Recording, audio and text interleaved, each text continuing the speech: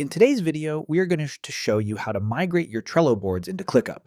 So first, head over to the Clickup website, make sure you're logged in, and open the workspace where you want to import your Trello cards. Then, look for your profile icon in the top right corner and click on it. Go ahead and select Settings from the drop-down menu. Once you're in Settings, look at the left menu bar and click on Import/Export. Now you'll see different import options. Search for Trello and click on it. You'll need to authorize the connection between Clickup and Trello.